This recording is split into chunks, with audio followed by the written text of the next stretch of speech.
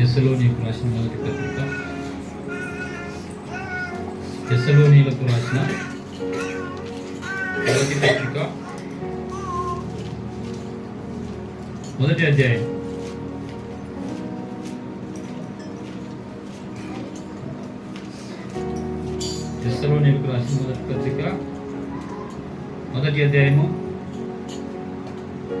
9-10 వచనాలు కలిసి ఉన్నాయి. చదువుకుందాం, అందరం కూడా కలిసి చదువుదాం. మీ యొద్ద మాకెట్టి ప్రవేశం కలిగెను, అక్కడ జనులు మమ్మల్ని మూర్చి తెలియజేస్తున్నారు.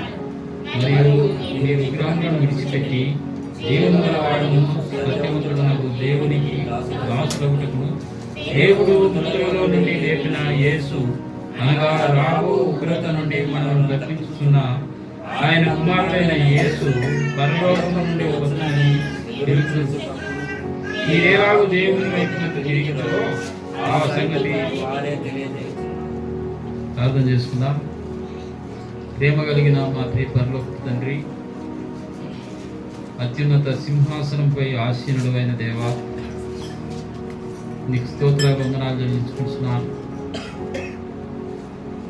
సర్వశక్తి గల దేవా, పరిశుద్ధ ప్రభువా, అబ్రహాము, ఇస్సాకు, యాకోబుల దేవా, నీకు స్తోత్రాలు వందనాలు చెల్లించుకుంటున్నాను.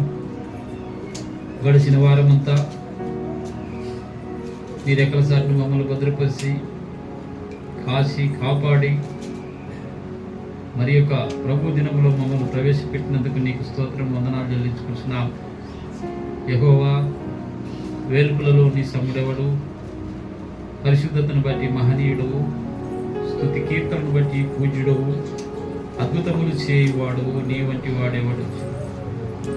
దేవా, మా రక్షణ నిమిత్తం పరమందున సమస్త మహిమను వదిలి దైవత్వాన్ని వదిలి మానవుడుగా ఈ లోకానికి వచ్చి నిన్ను నీవే రిక్తంగా చేసుకుని ఉన్నావు. ఆ విధంగా ప్రభువా, మరి చీకటిలో ఉన్నటువంటి మాకు ఆశ్చర్యకరమైన వెలుగుగా మీరు ఈ లోకానికి వచ్చి చీకటిలో నుండి వెలుగులోనికి మమ్మల్ని నడిపించిన తండ్రి, నీకు స్తోత్రం వందనాలు చెల్లించుకుంటున్నాం. పాపముల చేతను అపరాధముల చేతను చచ్చిన వారమై ఉన్నప్పుడు సైతం మమ్మల్ని ప్రేమించి మా రక్షణ నిమిత్తం ప్రభువా మీరు చేసినటువంటి బలి యాగమును బట్టి నీకు స్తోత్రాలు వందనాలు చెల్లించుకుంటున్నాం. నేను నేటి దినం సార్వత్రిక సంఘములో జరుగుతున్న సేవ పరిచర్య అందరినీ కూడా నీరు కట్టి ఫలింపజేయండి. నిలబడుతున్న మీ దాసులందరినీ కూడా ఆత్మతో అభిషేకించి వాడుతానండి. ఇక్కడ ఏర్పాటు చేసినటువంటి ప్రభు మరి ఈ యొక్క సహవాసం నిశ్చిద్దాన్ని బట్టి నీకు స్తోత్రాలు వందనాలు చెల్లించుకుంటున్నాను. వచ్చిన బిడ్డలందరినీ బట్టి నీకు స్తోత్రాలు వందనాలు. ఆయన రావాల్సిన వారిని మీ కృపలో జ్ఞాపకం చేసుకుని సకాలంలో నడిపించండి. మార్గ మధ్యంలో ఉన్న వారికి తోడుగా ఉండి నడిపించండి, కృప చూపించండి. ప్రభు స్తోత్రాలు వందనాలు. ఆడుకునే పాటల్లో మీరు చేసినటువంటి మేలు బట్టి వందనాలు. అదేవిధంగా ప్రభు మరి వాక్య ధ్యానం కొరకై అల్పుడున్న నన్ను నీ కృపలో జ్ఞాపకం చేసుకుని పరిశుద్ధాత్మ అభిషేకం దయచేసి ఈ సన్నిధిలో ప్రభు మీరు మాట్లాడే లేఖన భావములు వినగలిగిన చెవులు, గ్రహించగలిగిన మనసు మాకు అందరికీ దయచేసి ఈ సన్నిధిలో భయము వనకు దయచేసి క్రమముగా మర్యాదగా జరిగించడానికి సహాయం చేయండి. ఈ కూడిక సహవాసం అంతా నీ హస్తగతం చేసుకోవచ్చు. మీరే ఉండి మీ నామాన్ని మయపరుచుకున్నాను. యేసుక్రీస్తు నామమును ప్రార్థించి వేడుకుంటున్నాం తండ్రి, ఆమేన్. సహోదరులారా, ఇక్కడ మనము చదువుకున్నటువంటి ఈ యొక్క లేఖన భావాన్ని మనం చూసినట్లయితే చదవండి మరి ఒకసారి. మీ యొద్ద మాకెట్టి ప్రవేశం కలిగెను, అక్కడి జనులు మమ్మల్ని గూర్చి తెలియజెప్పుతున్నారు. మరియు మీరు విగ్రహములను విడిచిపెట్టి జీవము గలవాడును సత్యవంతుడునకు దేవునికి దాసులగుటకును దేవుడు మృతులలో నుండి లేపిన యేసు అనగా రాబోవు ఉగ్రత నుండి మనలను తప్పించుచున్న ఆయన కుమారుడైన యేసు పరలోకము నుండి వచ్చునని ఎదురు చూచుటకును మీరేలాగూ దేవుని వైపు తిరిగితిరో ఆ సంగతి వారే తెలియజేస్తున్నారు. ఇలా మరి విగ్రహములు ఇక్కడ మనం కొన్ని అంశాలు ఉన్నాయి. మొదటిగా మనం చూసినట్లయితే విగ్రహములు. ఏం చేయాలి? విగ్రహాలను విగ్రహములను విడిచిపెట్టాలి. ఏం చేయాలట?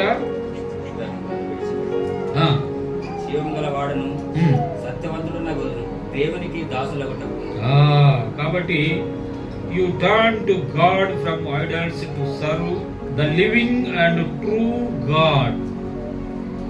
జీవము గల మరియు సత్యము గల దేవుని వైపు మీరు తిరగాలట. ఎక్కడి నుండి?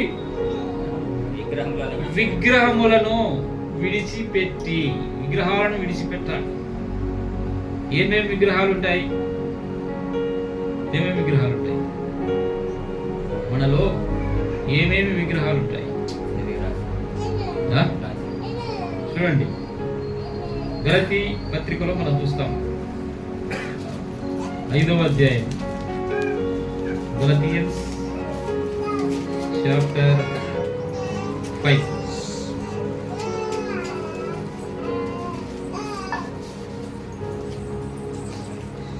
verse 19. శరీర కార్యములు స్పష్టమైనవి. అవేవనగా జారత్వము, అపవిత్రత, కాముకత్వము, విగ్రహారాధన, వ్యభిచారము, ద్వేషము, కలహము, మత్సరము, క్రోధము, కక్షలు, వేదములు, మితతములు, అసూయలు, మత్తతలు, అల్లరితో కూడిన ఆటపాటలు ఇవి విగ్రహాలు. These are all idols in you. ఈ విగ్రహాలన్నీ ఎక్కడున్నాయి? నీలో ఉన్నాయి, నీ లోపల ఉన్నాయి ఈ విగ్రహాలు. ఏం చేయాలి? విగ్రహాలను విడిచిపెట్టాలి. ఈ విగ్రహాలను విడిచిపెట్టాలి. కనుక మొదటిగా మనం చూసినట్లయితే విగ్రహాలు. లేవి కాండం చూడండి. లేవి కాండము 19వ అధ్యాయము 4వ వచనం చూడండి. లేవి కాండము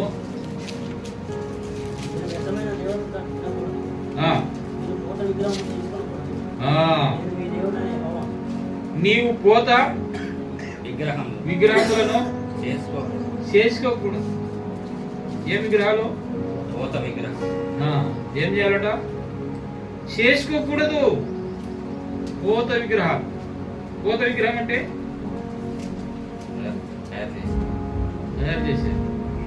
పోత అంటే దాన్ని కరగబెట్టి ఒక అచ్చులో వేసి ఆ కరగబెట్టినటువంటి కళ ఏదైతే ఉందో దానిని అచ్చులో పోస్తే ఏమవుతుంది? విగ్రహం అవుతుంది. అది పోత విగ్రహాలు. నీ జీవితంలో పోత విగ్రహాలు ఉండకూడదట. నీవు చేసుకోకూడదు, వాటిని అనుసరించకూడదు. ద్వితీయోపదేశ కాండంలో కూడా మనం చూస్తాం చూడండి. 29వ అధ్యాయము 17వ వచనం. ద్వితీయోపదేశ కాండము 29వ అధ్యాయము 17వ వచనం చూడండి.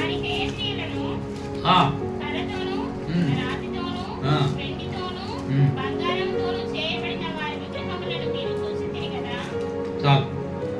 విగ్రహాలు దేంతో చేసిందట?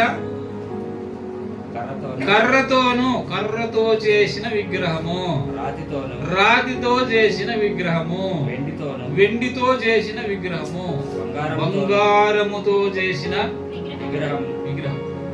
వీటిని మీరు ఎప్పుడైనా చూసారా? ఎక్కడైనా చూసారా ఈ విగ్రహాలను? కర్రతో చేసిన విగ్రహం, తర్వాత రాతితో చేసిన విగ్రహాలు, తర్వాత వెండితో చేసిన విగ్రహాలు, ఇంకా బంగారముతో చేసిన విగ్రహాలు. ఇది ధరించారా ఎప్పుడన్నా? మేమెందుకు ధరిస్తామంటారా? విగ్రహం అనేది ఏం చేయాలట? విడిచిపెట్టాలి. మీరు విగ్రహములను విడిచిపెట్టవలెను. 2వ రాజుల గ్రంథం 21వ అధ్యాయం చూడండి. రాజులు 2వ గ్రంథము 21వ అధ్యాయం 11వ వచనం చూడండి. యూదా రాజైన మనష్షే ఉమ్, ఈ హేయమైన కార్యములను చూసి చేసి తనకు ముందున్న అమోరీయులను మించిన చెడు నడత కనపరచి ఉమ్. తాను పెట్టుకొనిన విగ్రహముల వలన యూదా వారు పాపము చేయుటకు కారకుడాయెను. యూదా వారు పాపం చేయడానికి కారణమైనాడు. దేన్ని బట్టి? విగ్రహాన్ని పెట్టుకొనటం వలన. ఆ విగ్రహాలను తీసేయాలి. ఆ విగ్రహాలను పెట్టుకున్నందు ద్వారా ఏమైందట? యూదా రాజైన మనష్షే ఈ హేయమైన కార్యములను ఏమి హేయమైన కార్యములవి? విగ్రహం విగ్రహాలను పెట్టుకోవటము దేవుని దృష్టికి ఏంటంట? హేయమైన హేయమైన కార్యం. నీ జీవితంలో, నా జీవితంలో, మన జీవితాలలో ఇలాంటి విగ్రహాలు మనం కలిగి ఉన్నట్లయితే అది దేవుని దృష్టికి హేయమైన కార్యం. హేయమైన కార్యం. ఏ కార్యము? హేయమైన కార్యం. కార్యం. 21 చూడండి, 21 వచనం. అతడు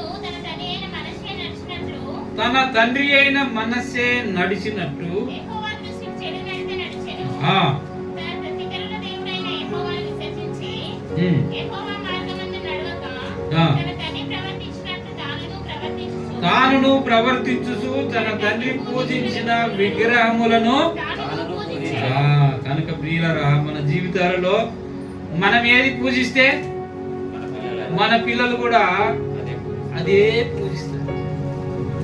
కనుక రక్షించబడిన మన జీవితాలలో మన పిల్లలు నేర్చుకోవాలి. ఏం నేర్చుకోవాలి? మనలో నుండి నేర్చుకోవాలి. మన ప్రవర్తన ఏ విధంగా ఉంది, మన జీవితం ఏ విధంగా ఉంది అనేది మనలను చూసి నేర్చుకోవాలి. నేర్చుకుంటారా లేదా?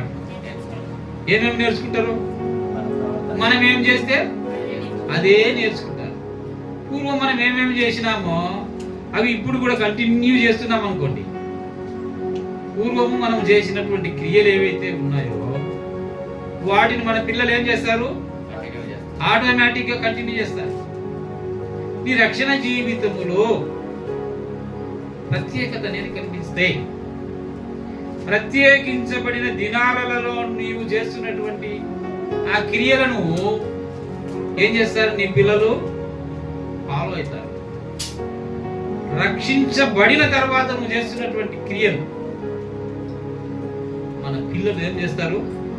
అనుసరిస్తారు. ఏం చేస్తారంట? అనుసరిస్తారు. రక్షించబడక మునుపు నువ్వు చేసినటువంటి క్రియలు మరలా ఇప్పుడు నువ్వు చేస్తూ ఉన్నట్లయితే నీ పిల్లలు ఏం చేస్తారు? వేటిని? రక్షించబడక మునుపు ఏ విగ్రహాలకైతే నువ్వు పూజ చేస్తూ వచ్చావో, ఏ విగ్రహాలను అయితే అనుసరిస్తూ వచ్చావో, ఇప్పుడు కూడా నువ్వు అనుసరిస్తే, ఇప్పుడు కూడా నువ్వు పూజిస్తే నీ పిల్లలు ఏమవుతారు? వాటిని అనుసరిస్తారు. వారి యొక్క అనుసరానికి కారణం నువ్వవుతావు. వాళ్ళు ఏ తొలగిపోవడానికి కారణమో నీవే అవుతావు. దేవుని సన్నిధిలో ఆరాధన చేయడానికి వచ్చిన మన జీవితంలో రక్షించబడిన తరువాత మూర్ఖ తరములకు ఈ తరము వారికి మీరు వేరే ఉండాలి. మూర్ఖులైనటువంటి ఈ తరం వారికి వేరే ఉండాలి. అంటే రక్షించబడిన తర్వాత ఈ మూర్ఖ తరానికి నువ్వు వేరే ఉన్నావు. వేరే ఉన్న నీ జీవితంలో ఆటోమేటిక్ గా నీ పిల్లలు కూడా ఆ వేరు అనేది చూడాలి. వాళ్ళు కూడా ఆ వేరుపాటును అనుసరించాలి. ముందు నేను ఇదే చేస్తున్నా, మళ్ళీ నేను ఇదే చేస్తా అంటే ఆటోమేటిక్ గా వాళ్ళు కూడా అదే చేస్తారు. ఏమైనా ప్రయోజనం ఉందా? రక్షణ జీవితం రక్షించినానని చెప్పుకున్నాను. నీ జీవితంలో రక్షణ కనిపించకుండా ఉన్నట్లయితే, మార్పు కనిపించకుండా ఉన్నట్లయితే ప్రయోజనం ఏంటి చెప్పండి? నామకార్థులకు నీకు తేడా ఏంటి? మూర్ఖులకు ఈ తరం వారికి నువ్వు వేరే ఉన్నావు అని చెప్పుకుంటున్నావు. నిజంగా మీరే ఉన్నావా? చాలా మనం పరీక్షించుకోవాల్సినటువంటి అంశం. రెండవది మనం చూసినట్లయితే, మీరు విగ్రహములను విడిచిపెట్టి జీవము గలవాడును సత్యవంతుడునగు దేవునికి దాసులగుటకు. జీవము గల దేవుడు. చూడండి, కీర్తన గ్రంథము 84వ అధ్యాయం. కీర్తన గ్రంథము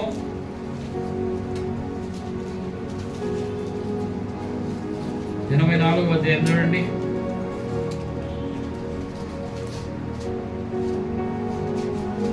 కీర్తనలు 84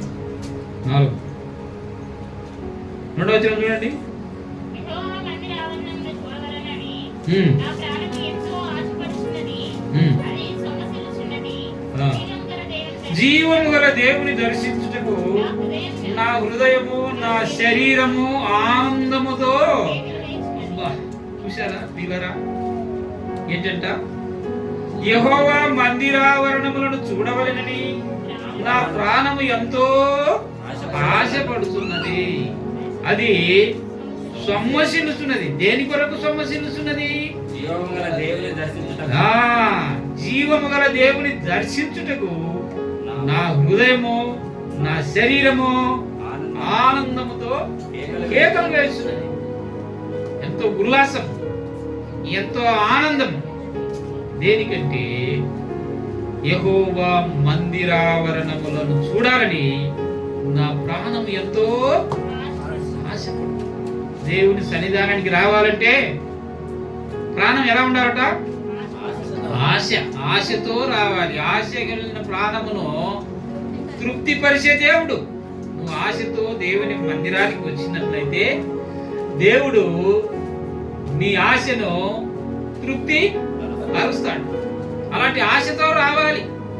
దేవుని మందిరావరణములను చూడాలన్నటువంటి ఆశ నీ హృదయంలో కలిగి ఉండాలి. నీ హృదయంలో కలిగి ఉండాలి. జీవము గల దేవుని దర్శించుటకు నా హృదయము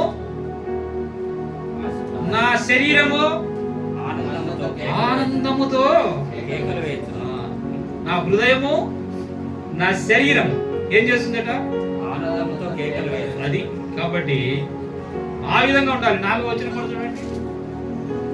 నీ మందిరమునందు నివసించు వారు ధన్యులు, వారు నిత్యము నిన్ను స్తుతించెదరు. కాబట్టి దేవుని మందిరావరణములను చూడాలని ఆశ, తర్వాత జీవము గల దేవుని దర్శించుటకు శరీరం శరీరం ఆనందంతో ఉప్పొంగాలి. ఎందుకంటే నీ మందిరమునందు నివసించు వారు ధన్యులు. కాబట్టి దేవుని మందిరానికి ఎలా రావాలి? ఆనందముతో, సంతోషంతో, ఉత్సాహంతో గంతులు వేస్తూ రావాలి. ఎందుకంటే నీ మందిరమునందు నివసించు వారు ధన్యులు. కాబట్టి పిల్లరా, దేవుని మందిరం రావాలన్నటువంటి ఆశ, జీవము గల దేవుని మందిరము, జీవము గల దేవుని దర్శించుటకు నా హృదయము నా శరీరము ఆనందముతో కేకలు వేస్తున్నది. అది దేవుని సన్నిధిలో ఆరాధనకు రావాలంటే హృదయము శరీరము ఆనందముతో కేకలు వేయాలి. ఆ విధంగా దేవుని సన్నిధిలో ఆరాధన చేయాలి. 42:2 చూడండి. కీర్తన 42:2 మనం చూస్తాం. నా ప్రాణము ఈ దేవుని కొరకు, జీవము గల దేవుని కొరకు కృష్ణగొనుచున్నది. చాలు. కాబట్టి దుప్పి, మొదటి వచనంలో చూస్తే దుప్పి నీటి వాగుల కొరకు ఆశపడినట్లు నా ప్రాణము నీ కొరకు ఆశపడుతున్నది. తర్వాత 2వ వచనం, నా ప్రాణము దేవుని కొరకు. ఎవరి కొరకు? దేవుని కొరకు తృష్ణగొనుచున్నది. ఏమి తృష్ణగొనుచున్నది? జీవము గల దేవుని కొరకు నా ఆత్మ కృష్ణ. అది ప్రియులారా, దేవుని మందిరానికి రావడానికి ఆశ కలిగి ఉండాలి. జీవము గల దేవుని దర్శించడానికి నా ప్రాణము నా హృదయము సంతోషంతో కేకలేస్తుంది. ఎందుకంటే నీ మందిరము నందు నివసించువారు ధన్యులు. అదే విధంగా నీ రెండో వచనం చదవండి. నా ప్రాణము దేవుని కొరకు కృష్ణగొలుచున్నది, జీవము గల దేవుని కొరకు కృష్ణగొలుచున్నది. నా ప్రాణం అది దేవుని ఆరాధించడానికి అలాంటి మన కలిగి ఉన్నాం. ఆ విధంగా కలిగి ఉన్నాం. మొదటి సమూయేలు గ్రంథం చూడండి 17వ వచనం 34. మొదటి సమూయేలు గ్రంథము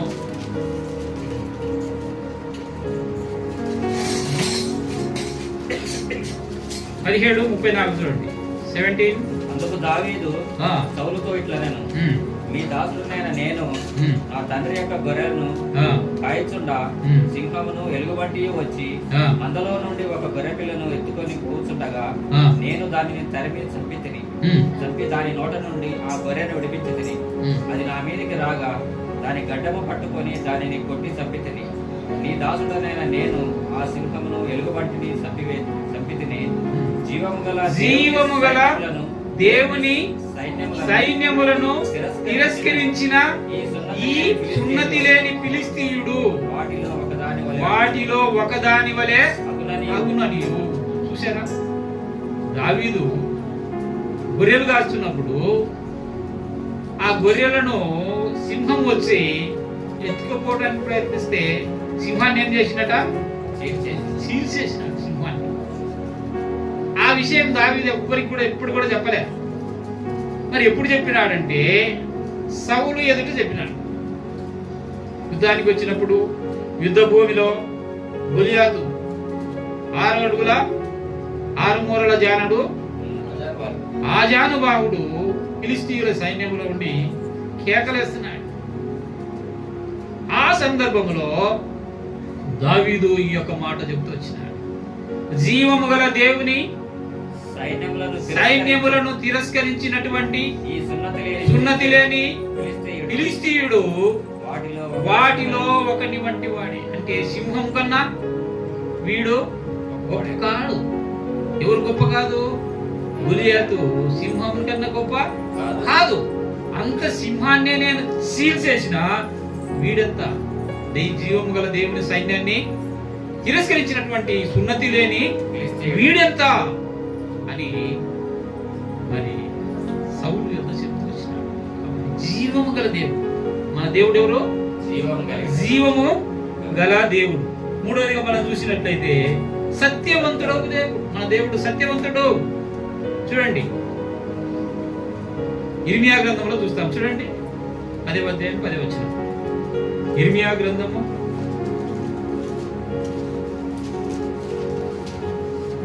10 యెహోవాయే నిజమైన దేవుడు, ఆయనే జీవం గల దేవుడు, సదాకాలము ఆయనే రాజు. ఆయన ఉగ్రతకు భూమి కంపించును, జనములు ఆయన కోపమును సహించలేవు. అది యెహోవాయే నిజమైన దేవుడు, ఆయనే జీవం గల దేవుడు. చూశారా, యెహోవాయే నిజమైన దేవుడు, ఆయనే జీవం గల దేవుడు. మన దేవుడు ఎవరంటే? జీవము గల దేవుడు. మన దేవుడు జీవము గల దేవుడు, నిజమైన దేవుడు. ఆ దేవుడిని మనము కలిగి ఉంటున్నాం. యోహాను సువార్తలో కూడా మనం చూస్తాం. 17వ అధ్యాయం చూడండి ప్రియులారా, 3వ వచనం చూడండి. 17:3 అద్వితీయ సత్యదేవుడవైన నిన్నును. చూడండి ప్రియులారా, మన దేవుడు ఎవరు? సత్యదేవుడు. మన దేవుడు ఎవరు? సత్యదేవుడు. Our God is true God. Our God is living God. మన దేవుడు జీవము గల దేవుడు. మన దేవుడు సత్యమైన దేవుడు, నిజమైన దేవుడు, అద్వితీయ సత్య దేవుడు. మార్క్స్ వార్తలో కూడా చూస్తాం 12వ అధ్యాయంలో 14వ వచనం చూడండి. మార్కు 12 14 వచనం చూడండి. వారు వచ్చి, బోధకుడా, నీవు సత్యవంతుడవు, నీవు ఎవరిని లక్ష్యపెట్టి వాడవనియు మేము ఎరుగుదుము. నీవు మోహమాటము లేని వాడవై దేవుని మార్గము సత్యముగా బోధించువాడవు. చాలు. ఇక్కడ మనం చూస్తే వారు వచ్చి, బోధకుడా, నీవు సత్యవంతుడవు, నీవు ఎవరిని లక్ష్య పెట్టని వాడవు. కాబట్టి మన దేవుడు జీవము గల దేవుడు, తర్వాత సత్యమైన దేవుడు.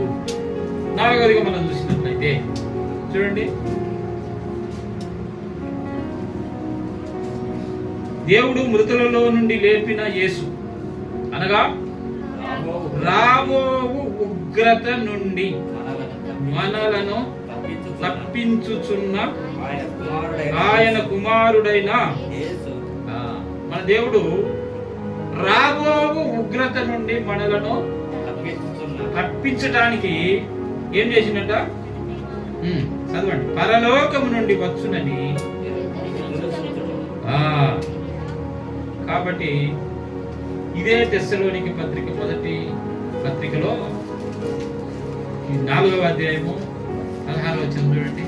4 ఆర్భాటముతోను, ప్రధాన దూత శబ్దముతోను, దేవుని బూరతోను పరలోకం నుండి ప్రభువు దిగివచ్చును. యేసునందు మృతులైన వారు మొదట లేచెదరు. అది కాబట్టి ఎలా వస్తాడట? ఆర్భాటముతోను, ప్రధాన దూత శబ్దముతోను, దేవుని బూరతోను పరలోకము నుండి ప్రభువు దిగి వచ్చును. అయితే మనం ఏం చేయాలా? మనము వారితో కూడా ఏకముగా ప్రభువును ఎదుర్కొనుటకు ఆకాశ మండలమునకు మేఘముల మీద కొనిపోబడదుము. ప్రభు మరలా వస్తాడు, మరలా వస్తాడు. చూడండి, మనం అపోస్తల కార్యం 1వ అధ్యాయంలో చూస్తాం. 11వ వచనం చూడండి. 11వ వచనం, గలిలయలారా, మీరెందుకు నిలిచి ఆకాశం వైపు చూస్తున్నారు? మీ అద్దె నుండి పరమునకు చేర్చుకొనబడిన ఈ యేసే ఏ రీతిగా పరలోకమునకు వెళ్ళుట మీరు చూచితిరో ఆ రీతిగానే ఆయన తిరిగి వచ్చునని వారితో చెప్పారు. ఆయన మరలా వస్తాడట, తిరిగి వస్తాడు. ఆయన మరలా ఎలా వస్తాడట? ఎలాగంటే ఆర్భాటముతోను, ప్రధాన దూత శబ్దముతోను, బూరతోను ఆయన దిగి వస్తాడు. ఇప్పుడేమైనాడు? గలిలయ నివాసులు చూస్తున్నప్పుడు ఆయన ఆరోహణమై వెళ్ళినాడు, తిరిగి వస్తాడు. ఎందుకు వస్తాడంటే ఉగ్రత నుండి నిన్ను తప్పించడానికి, దేవుని యొక్క ఉగ్రత నుండి నిన్ను తప్పించడానికి. ఎబ్రియల్కి రాసిన పత్రికలో చూస్తాం. చూడండి, 2వ అధ్యాయం 3వ వచనం చూడండి. ఇంత గొప్ప రక్షణను నిర్లక్ష్యము చేసిన ఎడల ఎలాగూ తప్పించుకుందుము.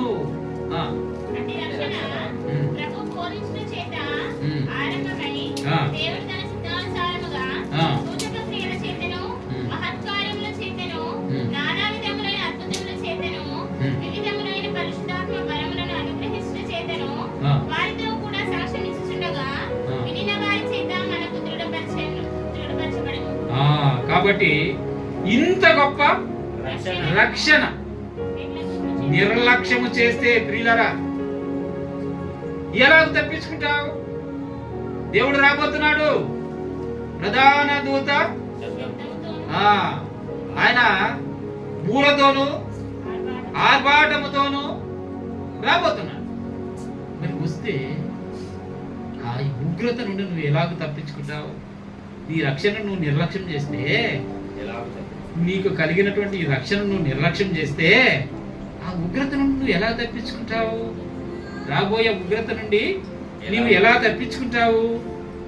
చూడండి, ప్రకటన గ్రంథంలో చూద్దాం. 6వ అధ్యాయము ప్రకటన గ్రంథము 6వ అధ్యాయం.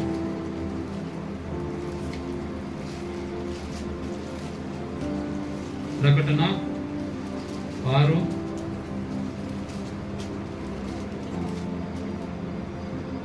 16 వచనం చూడండి. కలిసి ఉంటాయి 15, 17. భూరాజులను మనుషులను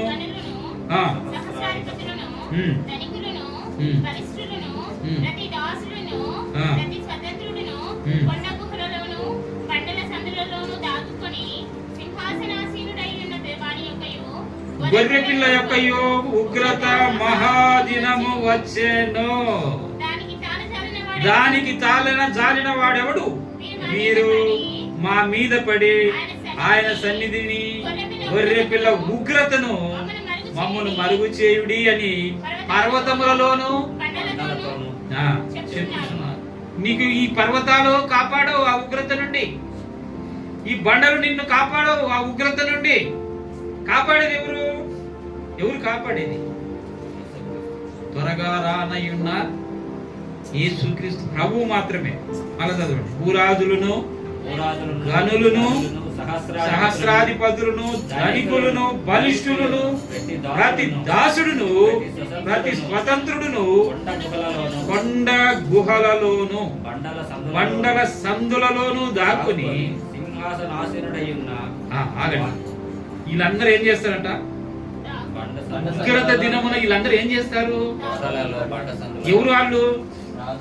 భూరాజులు, గనులు, సహస్రాధిపతులు, ధనికులు, బలిష్ఠులు అందరూ కూడా ఏమైతారట? కొండ గుహలలోను బండ సందులలోను దాక్కుంటారు. దాక్కుంటే వారు రక్షించబడతారా? దాక్కొని ఏమంటారు చూద్దామా? సింహాసనాసీనుడై ఉన్న వాని యొక్కయు గొర్రెపిల్ల యొక్కయు ఉగ్రత దినము వచ్చెను. దానికి జాలిన వాడెవడు?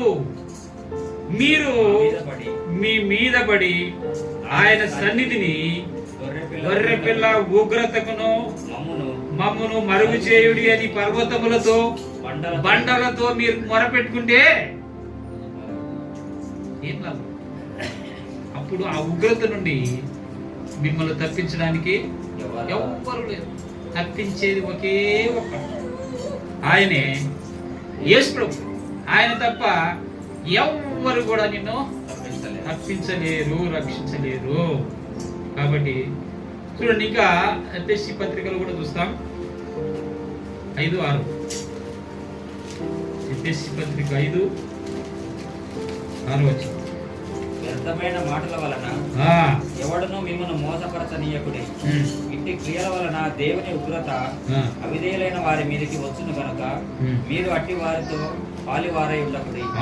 చాలండి. ఇక్కడ మనం చూసినట్లయితే వ్యర్థమైన మాటల వలన ఎవడను మిమ్మల్ని మోసపరచనీయకుడి. ఇట్టి క్రియల వలన దేవుని ఉగ్రత అవిధేయులైన వారి మీదకి వచ్చును కనుక మీరు వారితో పాలివారై ఉండకూడదు. అంటే అవిధేయులైన వారి మీదకి వస్తాడు. ఏమొస్తుంది? దేవుని ఉగ్రత. ప్రియులారా, దేవుని సన్నిధిలో రక్షించబడిన మన జీవితాలలో మనం అవిధేయులుగా ఉన్నట్లయితే దేవుని ఉగ్రతనే ఉంది. ఆ ఉగ్రత నుండి నేను ఆ రోజు కొండలో మీదికి పోతాను, బండ సందులలో దాక్కుంటాను అంటే ఎవరు కూడా కనుక పరీక్షించుకోవాలి. ప్రియులారా, చూడండి, చివరిగా మనము జెఫన్యా గ్రంథంలో చూసి 2వ అధ్యాయం కూడా వచ్చింది. జెఫన్యా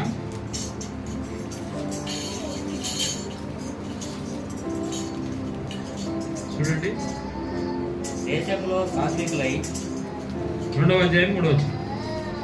దేశంలో సాత్వికులై ఆయన న్యాయ విధులను అనుసరించుతూ సమస్త దీనులారా యెహోవాను వెదుకుడి. మీరు వెతికి వినయం గల వారై నీతిని అనుసరించిన ఎడల ఒకవేళ ఆయన ఉగ్రత దినమున మీరు దాచబడుదురు. కాబట్టి మరి ప్రవక్త ముందుగానే ప్రవచించాడు.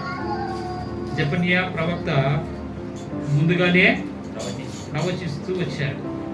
దేశములో సాత్వికులై ఆయన న్యాయ విధులను అనుసరించు సమస్త దీనులారా. ఎవరికి చెప్తున్నాడు? దేశములో సాత్వికులై ఆయన న్యాయ విధులను అనుసరించు సమస్త దీనులారా. ఆయన న్యాయ విధులను అనుసరించు సమస్తమైన దీనులారా. అంటే దేవుని సన్నిధిలో ఎలా ఉండాలట? దీనులై ఉండాలట. ఆరికి తెలియజేస్తాం, దీనులారా యెహోవాను వెదకుడి, మీరు వెదికి వినయం దీనత్వము వినయం వినయం గలవారై నీతిని అనుసరించి. 3 చెప్తున్నాడు. ఒకటేమో దీనత్వము, వినయము, నీతి. ఈ 3 అనుసరించాలి రక్షించబడిన మన జీవితాలు. ఏమిటి అనుసరించాలి?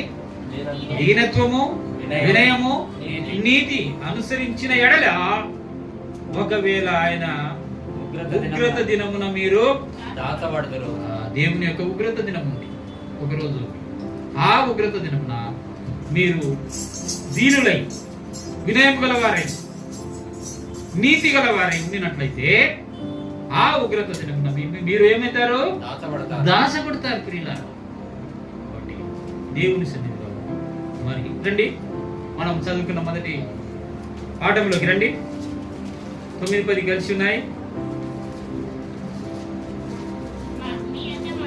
మీ యొద్ద మాకెట్టి ప్రవేశము కలిగెను, అక్కడి జనులు మమ్మల్ని గురించి తెలియజెప్పుతున్నారు.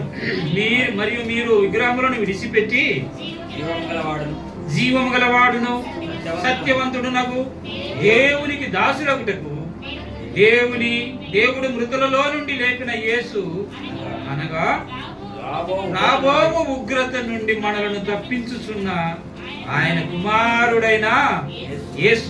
ఎవరు మనల్ని తప్పించేది? రాబో ఉగ్రత నుండి మనల్ని తప్పించేది ఎవరు? ఆయన ఏ విధంగా? గలిలయలారా, గలిలయ నివాసులారా, మీరేం చూస్తున్నారు? ప్రభు పైకి పోతున్నాడు, తిరిగి మరలా వచ్చినప్పుడు ఆయన ఉగ్రతకు చాలా తగిన వాడెవడు? కాబట్టి ఎవడు తాళ తగిన వాడు అంటే ఆయన రక్షణలోనికి వచ్చినటువంటి వారు ఎలా ఉంటారట? వినయము గలవారు, దీన మనసు గలవారు, నీతి గలవారు. ఆయన ఉగ్రత నుండి ఏమైతారు? దాచబడతారు ఆ దినమున, ఆ మహా ఉగ్రత దినమున. కాబట్టి ఏం చేయాలి మనము? మొదటిగా మనం చూసుకున్నాం 4 అంశాలు. ఒకటేంటి?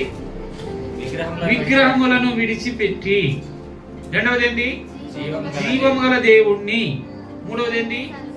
సత్యవంతుడైన దేవుణ్ణి మనము కలిగి ఉండాలి. తర్వాత ఈ 3 కలిగి ఉన్నట్లయితే ఆ ఉగ్రత దినమునందు దేవుడు మనలను తప్పిస్తాడు, దాస్తాడు. కాబట్టి ఆ విధంగా మనం ఆరాధన చేద్దాం. అందరూ కూడా మోకరించండి.